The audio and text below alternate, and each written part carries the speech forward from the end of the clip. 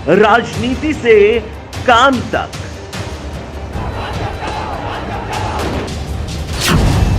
अपराध से अंजाम तक, खेत से खलिहान तक,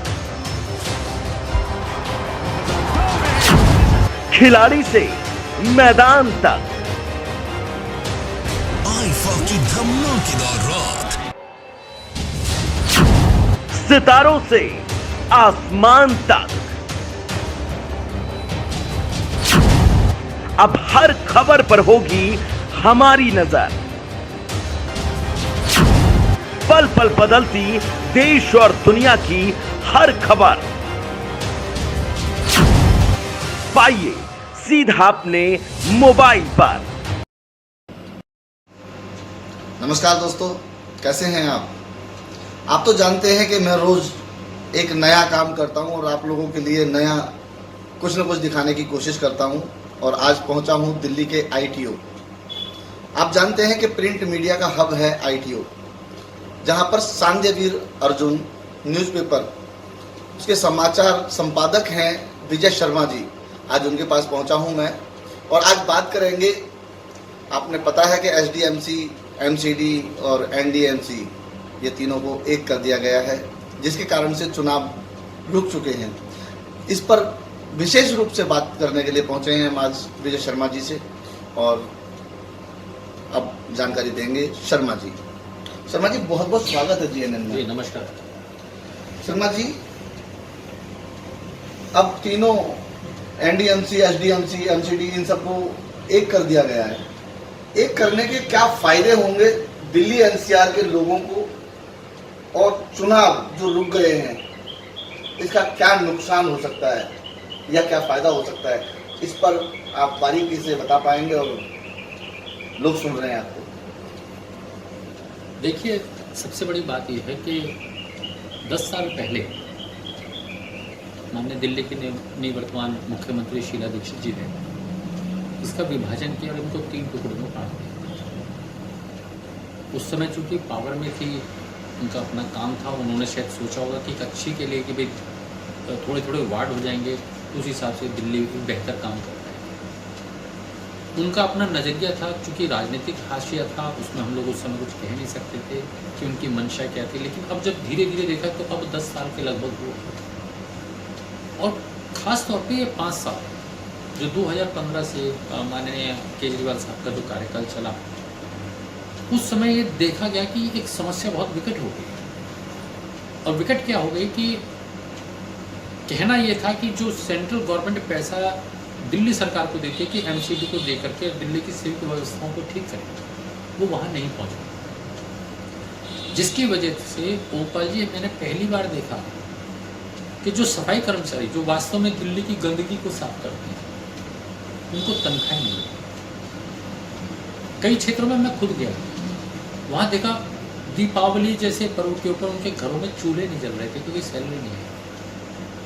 एक गरीब आदमी, सफाई कर्मचारी, अधिकारियों की बात दूसरी। और सिस्टम क्या हो गया था कि सबसे पहले 4th क्लास के, अगर थोड़ा सा कहीं से पैसा है तो 4th क्लास को सैलरी। मान्य कोर्ट ने भी ये आदेश किया। सबसे बड़ी जो बात है, यहाँ सोचने वाला विषय ये था कि क्या निगम के टुकड़े होने के बाद जब शीला दीक्षित की सरकार थी तब ऐसी परिस्थिति क्यों नहीं बनी? तब ऐसी स्थिति नहीं थी, निगम ने कभी हड़ताल नहीं हुई। 2015 से जब से सरकार आई तो इसके आने के बाद ऐसा क्या हो गया कि निगम के कर्मचारियों को हड़ताल करनी पड़ी और 200 से 250 के करीब हड़ताल हुई है 5-6 सालों के। अपने अपने विषय का क्या, कहाँ दिक्कत कहाँ है? उस दिक्कत को देखने के लिए देर आए दुरुस्त आए। सेंट्रल गवर्नमेंट ने कहा कि भाई उसी तरीके से, क्योंकि जब 3 जगह डिवाइडेड हुई तो खर्चे भी ट्रिपल हो गए। MCD तो कंगाली हालत में, लेकिन खर्चे ट्रिपल होने के मतलब वो आए दिन दबाव में आ रही थी, कर्ज पे कर्ज चढ़ रहा था। ऐसे समय पे जब कार्यकाल पूरा हुआ तब देश के गृह मंत्री जी ने ये कहा कि इसका हम एकीकरण करने जा रहे हैं। चुनाव आयोग जिस दिन इसकी घोषणा करने जा रहा था उससे 1 घंटा पहले बताया गया, श्रीवास्तव जी ने बताया कि ऐसे ऐसे लेटर आया, उस पर हम विचार कर रहे हैं और अभी इसको फिलहाल हम कोई डेट डिक्लेयर नहीं कर रहे। कारण कुछ भी हो, लेकिन मेरा मानना है आगे आने वाले समय में जब देश की राजधानी के अंदर एक सिविक एजेंसी दिल्ली नगर निगम एकीकरण के रूप में आएगा तो हमारे खर्चे कम होंगे, काम उतना ही होगा जितना पहले होगा। जब खर्चा कम होगा तो सिविक एजेंसी, जो खर्चा हमारा 125 करोड़ रुपए खर्चा जो बढ़ रहा था, वो जब कम होगा तो 375 करोड़ 3 MCD से हमारे पास आने का अर्थ है कि उससे हम दिल्ली के विकास के कार्य को कर सकते हैं। उसमें हमारे किसी भी सफाई कर्मचारी की, किसी भी अधिकारी की सैलरी रुकने का मतलब ही नहीं होता। दूसरा, अगर आप करने ही चले हैं तो उसको इस सिस्टम से करें कि आगे आने वाले दीर्घकालीन समय के अंदर उसमें कहीं भी ऐसा मिश्रण ना हो कि दिल्ली एक बार फिर डंप हो जाए। एक जगह से जब एक सरकार, अब जैसे मान लीजिए गृह मंत्रालय अपने अंडर में लेके उनको पेमेंट करता है, क्योंकि कारण क्या है कि देश की राजधानी है और राजधानी के अंदर राष्ट्रपति जी रहते हैं, प्रधानमंत्री जी रहते हैं, गृह मंत्री रहते हैं, एम्बेसीज है हमारे यहाँ, पूरे विश्व की एजेंसी एम्बेसीज हमारे यहाँ है और उनके राजनयिक यहाँ रहते हैं, उनके राजदूत यहाँ रहते हैं। जब उस तरीके से अगर उनको दिल्ली का एक स्ट्रक्चर ऐसे जाता है तो विश्व लेवल पे हम कहाँ टिकेंगे?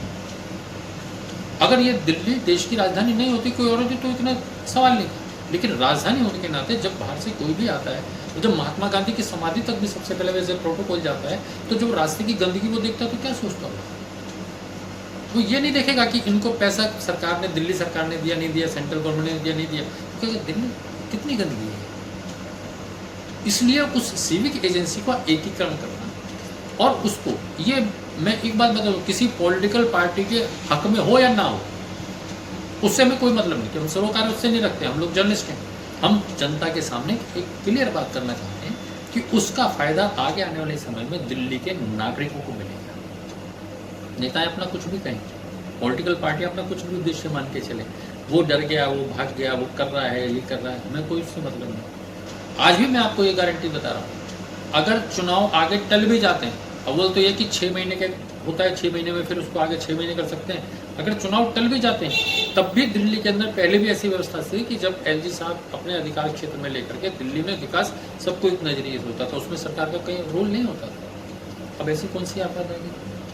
अरे भाई, अगर होना है तो फिर हो जाएगा चुनाव, लेकिन एकीकरण होके। और इस बार सबसे बड़ी मजबूती ये है सोमपाल जी कि दिल्ली के नागरिकों को बेहतर सुविधा मिले, ऐसा कुछ होना चाहिए, क्योंकि दिल्ली का नागरिक पे देता है, अपना टैक्स देता है, अपने हाउस टैक्स देता है, MCD को जो अर्निंग होती है विज्ञापनों से होती है, होर्डिंग से होती है, कियोस्क से होती है और खासतौर पर पार्किंग से होती है।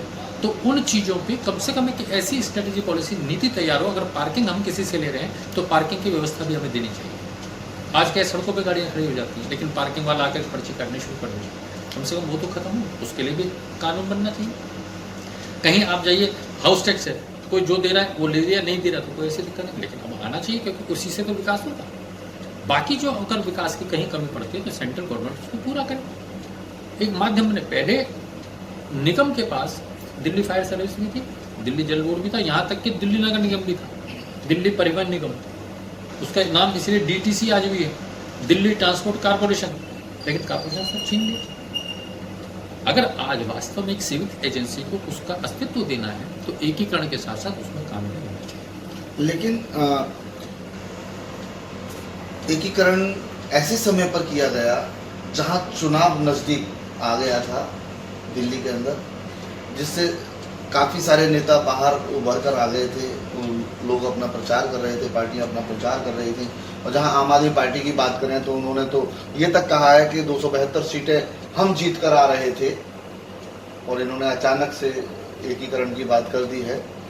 तो अब इसको एकीकरण किया है तो इसका परिसीमन अब लागू होगा, जनगणना होगी, तो ये सारे जो कार्य हैं इनमें तो 15 महीने का समय, 20 महीने का समय ऐसा बताया जा रहा है। तो किस प्रकार से कितने दिन बाद अब चुनाव होगा आगे, तो इसके क्या नुकसान हो सकते हैं? देखिए, जहाँ तक पॉलिटिकल पार्टी की आप बात कर रहे हैं, चुनाव आते जाते रहते हैं, हर पार्टी अपना दावा करते हैं कि हम जीत रहे हैं, हम जीते हैं, हमें उसमें नहीं जाना, हमें दिल्ली की जनता की जो बात है उसको तैयारी करना, जो पार्टी पॉलिटिक्स के वर्कर्स हैं उनका अपना काम है। कितना समय लगेगा ये भी कोई हमारे लिए मापदंड नहीं लगता। आप और हम, चूँकि हम पत्रकार भी हैं और हम दिल्ली के आम नागरिक भी हैं, हमारे को सिर्फ चाहिए कि जब कोई भी पार्टी आ जाए, हमें उस पार्टी से कोई मतलब नहीं, हमें यह है कि कम से कम अब जो होने जा रहा है उससे दिल्ली के हर नागरिक के प्रति जवाबदेही तय हो कि एमसीडी अगर सही काम ना करे या उसके अंदर जो नेता आएंगे वो काम सही करें या ना करें, उनके लिए हमारे पास क्या है कि हम उनसे सही तरीके से काम लेकर दिल्ली को एक पेरिस का जो हम सपना देखते तो सिविक एजेंसी से शुरू करें।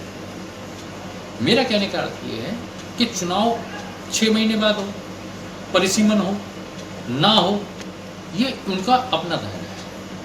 हम लोग जो बात करते हैं, हम लोग पॉलिटिकल वे में नहीं जा करके हम सिर्फ ये मानते हैं कि जब भी चुनाव हो एक निष्पक्ष प्रक्रिया के अंतर्गत हो। जो आज कह रहे हैं कि हम जीत रहे थे, ऐसा क्या वो करने जा रहे हैं कि 6 महीने बाद नहीं जीतेंगे, 1 साल बाद नहीं जीतेंगे, उनको कहाँ का दावा कर रहे हैं। अगर वो कह रहे हैं कि हम जीत रहे हैं तो और मेहनत करो ना। आप तो 250 सीटें जीतने का दावा कर रहे थे, हम कहते हैं आप 272 जीतो।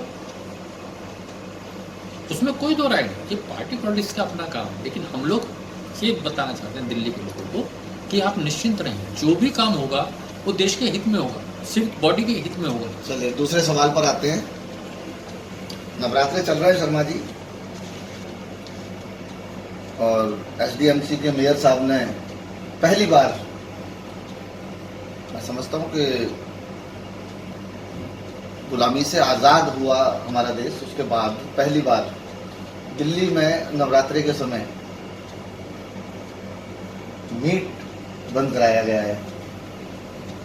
ऐसे में कैसा महसूस करते हैं और क्या आपके विचार होंगे? देखिए, सबसे बड़ी बात ओमपाल जी मैं ये कहता हूँ कि हमारी जो राजधानी दिल्ली है ये गंगा जमुनी तहजीब की प्रतीक रहेगी। अगर हमारे नवरात्रों में तो उनके रमजान में।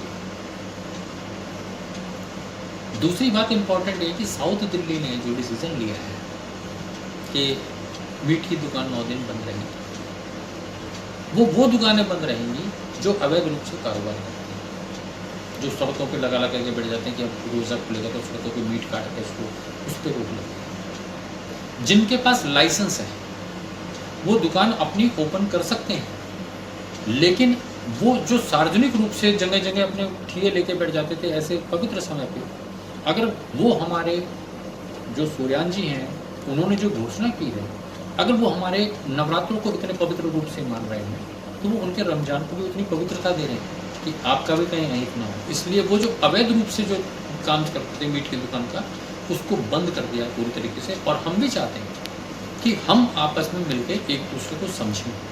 इसकी जरूरी नहीं है मीट बिना कोई आदमी, ये नहीं कि अगर नहीं मिलेगा तो मर जाएगा, ऐसा नहीं है। लेकिन जो पवित्रता है, हम जब उनका सम्मान करेंगे तो वो हमारा सम्मान करेंगे, हमें फिर उनका भी सम्मान करना चाहिए। सम्मान की जब नीति होती है तो उसमें इसको कोई इशू बनाने की जरूरत नहीं कि मीट की दुकान बंद है।